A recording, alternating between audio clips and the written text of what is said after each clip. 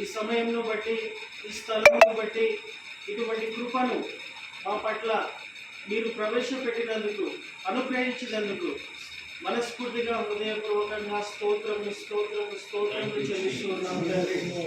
ప్రభువా తండ్రి, ఎవరైతే ఆత్మలో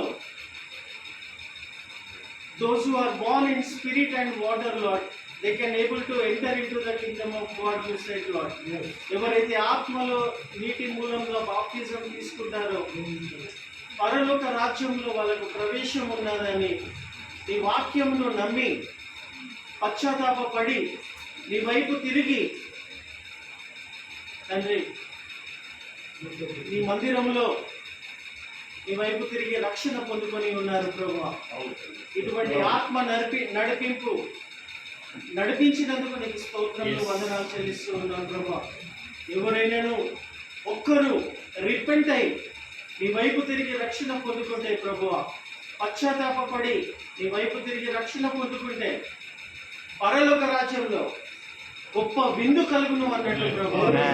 ఈ సమయంలో మీరందరూ నీ వైపు తిరిగి పశ్చాత్తాపపడి ఆత్మలో నీరులో బాప్తిజం తీసుకొని ఉంటూ ఉండగా, జన్మించి ఉంటూ ఉండగా, ఈ క్షణము మొదలుకొని వీరి ప్రవర్తనలలో, నడవడికలలో, మాట విధానంలో, చూపులలో వాళ్ళు ప్రతి చేస్తున్న కార్యంను బట్టి కేవలం నీ నామం మహిమపరచబడాలి ప్రభువా.